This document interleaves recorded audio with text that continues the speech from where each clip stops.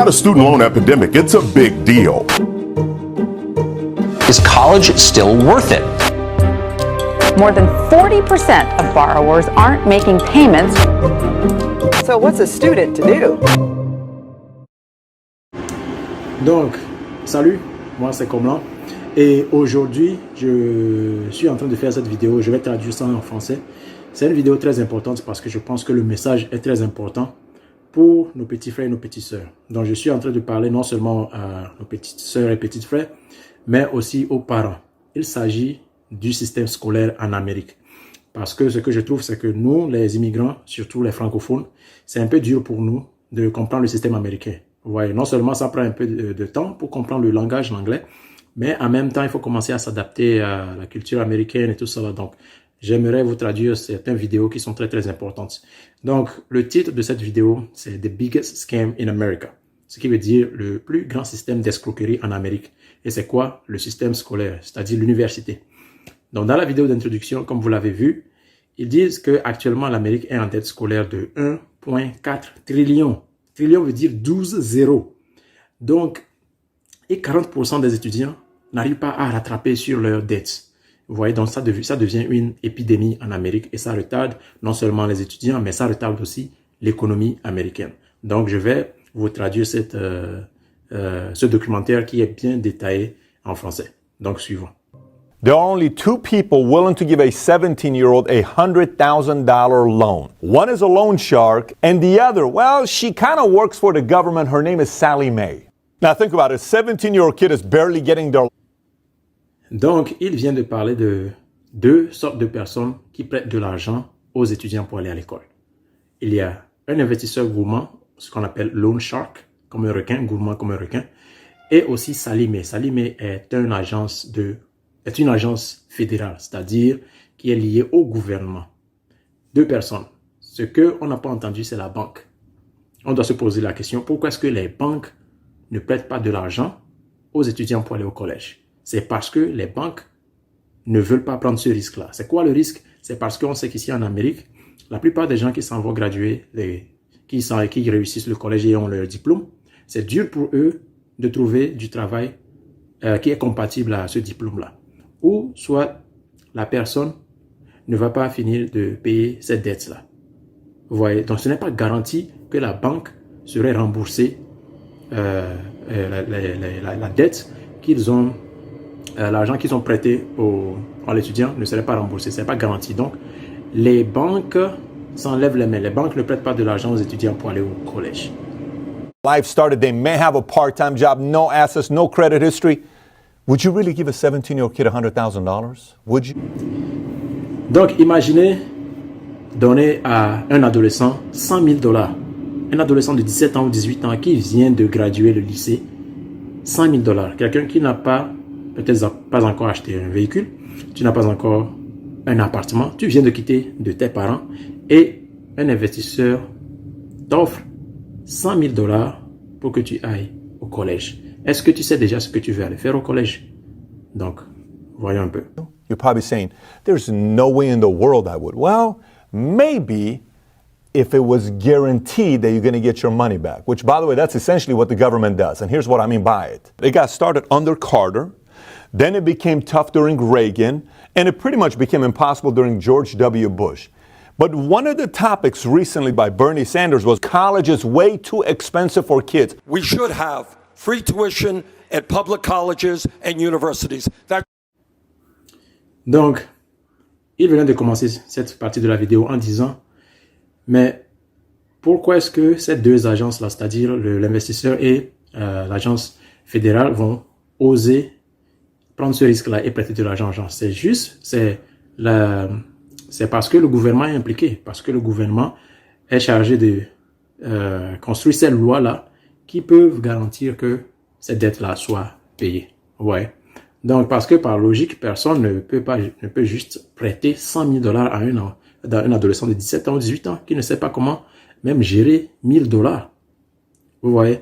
Donc, ce genre de système a commencé sous l'administration de Jimmy Carter et ça a duré sous l'administration de Reagan et c'est sous l'administration de George Bush qu'ils ont su que ça ne marchait pas. qu'ils ont su que c'est devenu une épidémie et ça retarde l'économie. Donc, tout récemment, lorsque le candidat Bernie Sanders était en train de faire la campagne pour devenir président, l'un des sujets qu'il a supporté, qu'il a relevé, c'est que les universités doivent être gratuites. Ouais. Et ça sonne bien à l'oreille. Mais il y a aussi d'autres personnes qui n'ont pas aimé ça. Pourquoi? C'est ce que nous allons voir. Should be a right of all Americans, regardless of the income of their families. Which I do agree with Bernie Sanders. However, there's one big question, and here's what it is. How do we fix it? So he proposed taxpayers pay for it, which do you really want to pay more taxes? Do you? Donc, voilà ce que je suis en train de dire. Ils disent comment est-ce qu'on va réparer ça. Mais ce qui veut dire que on va augmenter nos taxes. Les gens comme toi et moi qui travaillons, on va augmenter nos taxes pour payer la dette que les étudiants ne sont pas à mesure de payer. Donc, c'est pourquoi d'autres ont été contents, mais ce qu'ils ne savent pas, c'est que nous serons chargés de payer ces dettes-là parce qu'ils vont augmenter les taxes. Ouais. Really want to pay for everybody's college education? See, my proposal is slightly different. Rather than having taxpayers pay for it, why don't we investigate and find out why does college cost so much in the first place? Donc, pourquoi est-ce qu'il faut, chaque fois qu'il y a un problème ou bien financier, il faut toujours augmenter les taxes? Pourquoi ne pas voir exactement la source du problème? Donc, nous allons voir pourquoi est-ce que l'université coûte aussi. We did a little digging just to see where all this money is going to and what's really taking place, and you're going to be absolutely shell-shocked by the numbers. First of all, you pay taxes. I pay taxes. Businesses pay taxes. We may not like it, but we pay taxes. Who doesn't pay taxes? Well, you know who doesn't pay taxes? Colleges and universities. According to the IRS, the vast majority of private and public universities and colleges are tax exempt. Donc, vous voyez, ça c'est très choquant. Pourquoi? Parce que en Amérique, chaque personne qui fait du business, soit privé ou public, paie des impôts. Les impôts sont sérieux. On ne blague pas avec le IRS, le Uncle Sam, n'est-ce pas? À la fin de l'année, tu dois payer tes impôts. La seule entité dans ce pays qui ne paie pas des impôts, comme est dit cette loi du IRS, c'est-à-dire la plupart des universités, soit privées ou publiques, ne payent pas de taxes. Comprenez? Entities as defined by Internal Revenue Code Section 501c3. Okay, no big deal. I get it. It's about education. Maybe this makes sense. We shouldn't be taxing them. So this means obviously their football ticket sales get taxed, right? Or on-campus concerts that have nothing to do with education, they also get taxed, right? Again, from the IRS. Income and activities that are substantially related to the purpose of an institution's tax exemption. Donc, vous voyez, puisque les universités sont en train d'offrir de l'éducation, bon, on peut comprendre par logique qu'il ne faut pas les taxer parce que ce sont eux qui sont en train de construire le futur de la nation à travers l'éducation. Donc, c'est compréhensible. Mais est-ce que les jeux de football ou bien les concerts sur l'université, est-ce que ça, au moins, on peut les taxer parce que ce sont des revenus qui viennent de l'extérieur? Mais non, encore dans cette loi du IRS, c'est dit que n'importe quel genre de revenu que l'université accumule n'est pas taxé. Comprenez donc, actuellement, vous devez comprendre le jeu déjà, que le système du collège n'est pas basé sur le fait de faire développer l'étudiant pour qu'il réussisse dans la vie, mais c'est basé premièrement sur l'argent, c'est de la monopolie. Donc, nous allons aller un peu plus dans... Charitable contributions received and investment income. Let me say it again. Investment income are not subject to federal income taxes. Are you kidding me? Can I sign up and start this business called a college or a university? Right. Vous voyez, même les investissements qui ont été faits ne sont pas taxés. C'est-à-dire les investissements qui viennent d'ailleurs par des politiciens ou bien n'importe qui ne sont pas taxés. Vous comprenez? Mais quand il s'agit des autres compagnies privées ou publiques, les Google, Tesla, tout ça là, ils sont taxés. Donc ça, c'est un bon business au fait. Qui n'aimerait pas être dans ce genre de business là où tu construis une université et tu ne fais qu'accumuler de revenus sans payer de taxes, zéro en taxes. Vous comprenez? But Pat, come on now, that's got to be only state schools because there's no way in the world that has to go same as private schools, right? Because private is like private enterprise, private businesses, they get taxed, right?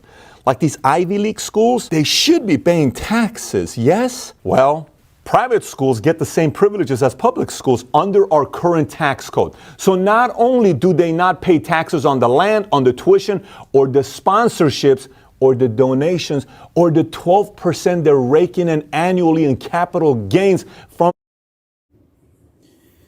Donc, quand on parle de taxes, regardez là. Même, il vient de dire, les universités privées comme publiques ne payent pas de taxes, comme il est dit dans la loi de IRS.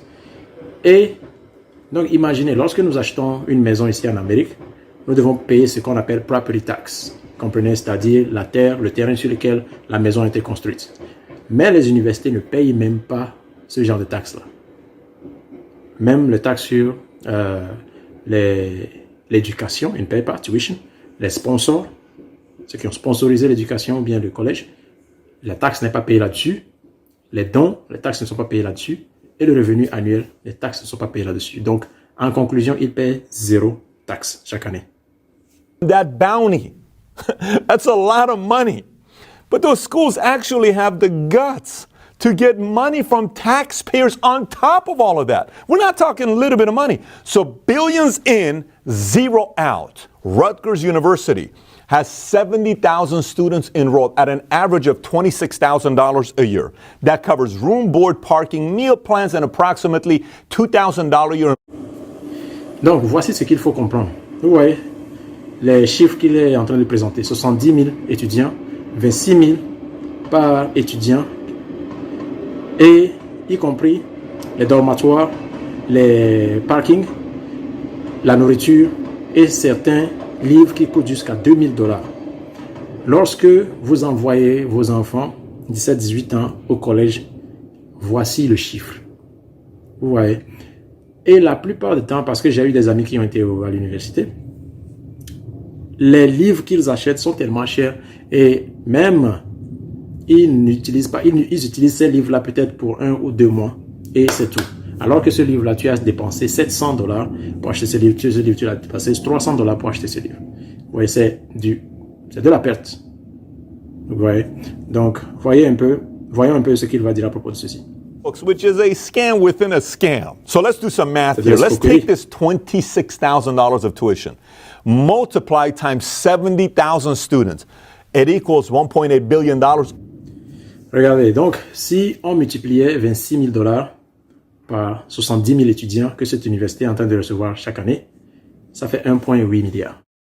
On the low end, that's Fortune 500 gross annual revenue type of numbers we're talking about here.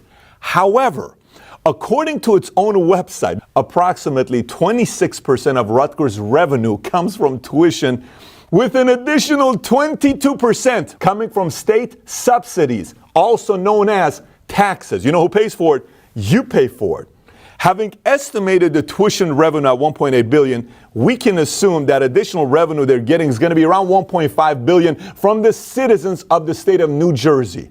That's nearly $3.5 billion per year. Ready? Tax-free on top. Donc, ce qu'il vient de dire, il est en train de comparer une université qui s'appelle Rutgers, qui est à l'université. Si vous visitez le site de cette université, ils disent que 22% de leur revenu vient de la scolarité. 22%. C'est 1,3 milliard. Et 26% de leur revenu annuel vient de taxes qui sont payées par les gens qui vivent dans cet état-là, qui peut être environ 1,5 milliard, 1,6 milliard. Donc, en tout, 3 milliards qu'ils sont en train d'accumuler chaque année et ils payent 0 taxe. On top of that, tax subsidized. By the way, $3.5 billion, the valuation of massive corporations like Yelp and Credit Karma, and as an annual revenue outpaces, ready for this one, the legendary Elon Musk's Tesla. Rutgers University is competing against Tesla every year. Donc vous imaginez, une université a des revenus qui sont en compétition avec l'une des plus grandes compagnies au monde, Tesla. C'est-à-dire ce qu'ils accumulent chaque année ils peuvent être en compétition avec la compagnie Tesla ou les 500 plus grandes compagnies en Amérique, ce qu'on appelle SP 500. Eux aussi peuvent être en compétition avec eux. Mais chaque année, on crie « Ah, les riches doivent payer les taxes, les riches doivent payer les taxes ». Mais personne ne parle de l'université et combien ils accumulent chaque année. Et le fait qu'ils pèsent 0 en taxes. Personne ne parle de ça. C'est intéressant, n'est-ce pas? Tax-free. You tell me if you don't smell a scam here. Let's take a look at what they do with this windfall of cash that they get. They must really give back to community, right? You ready? They hoard it. They organize non-stop donation drives and build these amorphous hedge funds called endowments. It's never enough. Let me give you a stat here. Harvard, a very reputable school, has an endowment of over $36 billion, which, fun fact, according to the IMF, would put Harvard between Bolivia and Bahrain as the 96th largest economy in the world. Donc, ce qu'il vient de dire, l'université comme Harvard, c'est l'une des universités les plus prestigieuses ici en Amérique. Et il est en train de comparer leur économie avec l'économie mondiale. Donc, en se basant sur les données du IMF, il y a 195 pays sur cette terre-là. Si on allait comparer l'économie de Harvard, comme en tant que nation dans ce monde-là, Harvard serait 95e. Sur 195 nations, Harvard serait 95e dans le domaine de l'économie. Ce n'est même pas un État, ce n'est même pas un pays. C'est juste une université qui fait tellement d'argent. And based on data from the United Nations, there are over 100 countries with smaller economies than the Harvard endowment alone. Listen, without even accounting for compound interest, their tax-free mountain of cash, just off that endowment alone, Harvard could afford to pay their $50,000 a year tuition for their 6,000 students. You know for how long? Not 10 years, not 30 years, not 50 years, 120 years. Donc, vous imaginez, les revenus, une partie des revenus que Harvard accumule chaque année, si s'il voulait payer la scolarité pour 50 000 étudiants, il pouvait le faire non seulement pour une année, pas pour 5 ans, pas pour 10 ans, mais pour 120 ans. Tellement ils ont de l'argent. Donc, jusqu'à maintenant, je pense que vous comprenez là où je veux en venir. Comprenez? Je ne dis pas que le collège est mauvais. Pas du tout. Mais ce que je suis en train de dire, c'est que nous devons réfléchir avant d'aller au collège. Vous devez réfléchir avant avant de pousser vos enfants d'aller au collège. Juste parce que c'est le système qui est tracé. Nous savons bien qu'ici en Amérique, plein de gens ont eu du succès sans mettre pied au collège. Plein de gens ont eu du succès sans finir le collège. Pourquoi est-ce que nos frères, nos sœurs aussi ne peuvent pas le faire? Donc, il est mieux, je pense, à mon opinion, après le lycée, poser la question à vos enfants. Et ça, c'est une des choses aussi que j'aimerais reprocher parce que plein de fois, j'ai vu les parents ne sont pas impliqués dans la vie scolaire de leur enfant ou bien dans la vie privée de leur enfant, ici en Amérique. Parce que les excuses, c'est « je travaille, je suis fatigué ». Et l'enfant qui va guider l'enfant? L'Amérique? On ne va pas laisser l'Amérique guider l'enfant. Vous savez ce que ça donne. Donc, asseyez-vous avec l'enfant et posez-lui la question. Qu'est-ce que tu veux faire? La plupart du temps, l'enfant va te dire juste quelque chose pour s'en débarrasser, pour que tu ne te déranges pas. Mais non, montrez à vos enfants que, ok, si tu ne sais pas ce que tu veux faire au collège, c'est ok. Tu peux prendre 2 ans ou 3 ans pour réfléchir à propos de ça. Mais quand je dis réfléchir, ça ne veut pas dire qu'il va s'asseoir et à ne rien faire. Il doit aller chercher un job. Qu'est-ce qu'un job fait? Un job, c'est pour te développer en quelqu'un qui peut travailler soit sous pression, quelqu'un qui peut travailler sous management, quelqu'un qui peut travailler avec les gens, parce que c'est de ça qu'on a besoin dans la vie pour pouvoir progresser. Il faut savoir comment travailler avec les gens. Et en même temps, quand il est en train de recevoir son salaire, il apprend comment gérer son salaire. Ce sont des trucs comme ça qu'on ne montre même pas au high school, on ne montre même pas au collège. Mais c'est ça qui est l'une des clés de la vie. Comment travailler avec les gens et comment manager sa finance. Donc, cette vidéo, je le fais parce que c'est très important. Parce que lorsque l'enfant va aller au collège, non seulement il y a du stress, quand j'apprécie vraiment les gens qui vont au collège. Parce que c'est difficile. Ce qu'ils endurent là-bas, c'est difficile. Vous voyez, quand il y a le break, ils viennent à la maison, vous pensez qu'ils sont détendus, mais non. C'est difficile au collège. C'est difficile de se lever, apprendre, lire ceci, lire cela, faire d'activités ici, faire d'activités ceci, crédit par ici, crédit par là. Alors que l'enfant même ne comprend pas le système. Il ne fait que se faire balancer de gauche à droite.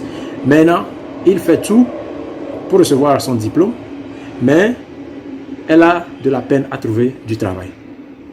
Mais pourquoi? Le système est dessiné juste comme ça parce que ceux qui seront endettés vont payer au gouvernement à des taux d'intérêt qui sont très élevés. Maintenant, je vais aller un peu plus en avant sur cette vidéo et il va parler de quelque chose qui est très important. Comment est-ce que ça affecte les jeunes? Pat, I didn't go to college. I don't have any debt. I don't care about any of this kind of stuff. How does this affect me? Listen, we are seeing now the student loan debt has had an adverse effect on other major parts of the economy. Between the high monthly payments and the mounting rate of default on student loans, destroying young people's credit ratings. It's so much harder for them to buy cars, to buy a house. Ouais, c'est de ça que je parle. Parce que je suis dans le domaine de crédit. Ouais, et c'est ce que je vois de temps en temps. Les jeunes viennent, ils veulent prêter de l'argent pour acheter un véhicule. Ou bien on doit vérifier leur crédit pour qu'ils aient accès à un appartement. Mais c'est impossible. Parce que non seulement il ne comprend pas le système de crédit, il n'a pas encore construit son crédit, mais il a déjà une dette scolaire sur son crédit. Vous voyez, déjà une dette. Vous voyez. Donc, si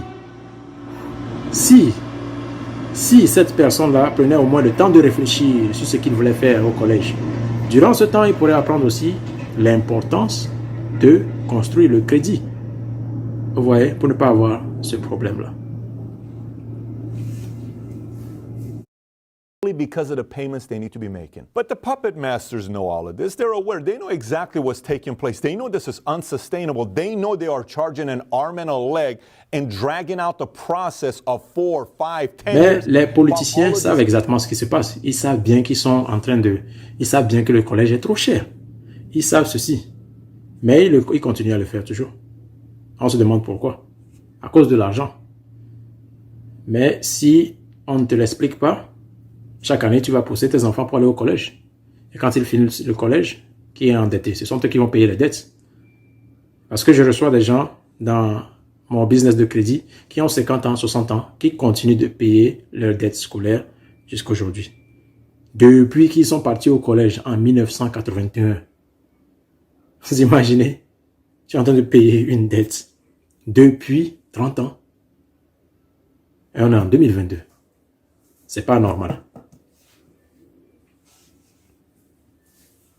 Be done in 18 months with a laptop and internet connection. Look, you don't have to agree with everything in this video, but consider this for a second here. 20 years ago, if I came to your place, you probably had photo albums everywhere, right? And I come and say, here's my kid, here's my mom, here's my family, all this. Oh, wow, this is so beautiful. When's the last time you had a photo album? We use Instagram today. Everything due to technology has become faster and more efficient, yet college takes longer. Donc, regardez, nous sommes dans une période là où, actuellement, la technologie est vraiment avancée. Donc, il dit, si je venais chez toi il y a 20 ans et je voulais regarder un album de photos, ben, tu vas me sortir un album de photos dans lequel je vais fouiller pour voir les photos. Mais aujourd'hui, l'album de photos, c'est quoi? C'est Instagram, c'est les réseaux sociaux. C'est là où nous allons pour poster nos photos de famille et tout. Mais pourquoi est-ce qu'il y a ce progrès dans le monde? Mais quand il s'agit de l'université, ils sont basés toujours sur le système ancien, ce qui veut dire que les élèves doivent se présenter, payer pour les dormatoires, ces livres ici, les parkings ici, alors que le collège ou bien les cours qu'ils sont en train de donner peuvent être donnés en ligne. Et en moins de 2 ans, tu peux finir ton diplôme. Vous voyez? Donc, je ne dis pas que le collège est mauvais. Le collège est très important, spécialement si tu veux devenir docteur, ingénieur, avocat, dentiste, tu dois aller au collège, vous voyez. Mais ce n'est pas tout le monde qui a besoin d'aller au collège pour pouvoir réussir dans la vie, ici aux États-Unis. Donc, on doit s'asseoir pour se poser la question. Parce que nous, les Africains, nous aimons dire, hey, Dieu a donné, Dieu nous a bénis avec des talents. Oui, Dieu nous a bénis avec des talents. Mais est-ce que Dieu aussi a dit que c'est à l'université qu'on doit aller pour développer ce talent-là? Certains ont besoin de ça. Mais beaucoup de gens aussi n'ont pas besoin de ça. Vous voyez? Donc, ce talent-là, c'est pourquoi je demande aux parents africains de côtoyer leurs enfants, de chercher à connaître ce que leurs enfants aiment vraiment. Parce que oui, Dieu a donné le talent à tout un enfant sur cette terre-là. C'est aux parents de faire ce devoir-là pour pouvoir cultiver ce talent-là et mieux guider l'enfant. Pour éviter une dette inutile. Ouais. Why is that? Two reasons. Very simple. Greed and politics. College campuses have become havens for political favors and handouts. Look, let's take, for example, University of Virginia's franchise approved to be on campus. Or whose brother-in-law is charging prevailing wage to haul the massive amounts of garbage off campus 5 days a week. Look, I want to make one thing very clear. I'm not anti... Donc, vous voyez, j'ai un peu avancé. Parce que bon, là, il parlait de la politique du collège. Il a parlé du fait que dans les collèges, ceux qui président le collège, ceux qui prennent les décisions pour les grands collèges comme ça, ce sont des membres qui ont été placés par le gouverneur de cet État-là. Vous voyez? Et qui contribue à la campagne d'un gouverneur? C'est l'université. Parce que le gouverneur va participer à la construction des lois qui vont bénéficier les universités. Vous voyez? Donc, plus l'université contribue, plus il aide l'université. Met de l'argent dans sa poche. Vous voyez le jeu? Donc, ce n'est pas en faveur vraiment des étudiants. Vous voyez? Donc, il faut réfléchir à ça. C'est très important. Et c'est pourquoi j'ai fait cette vidéo. Donc, si vous avez vos opinions, les commentaires, vous me les déposez en bas. Si vous avez d'autres vidéos que vous n'avez pas compris, vous me les envoyez. Comme ça, je peux les traduire. Moi, c'est comme là. À la prochaine. Ciao.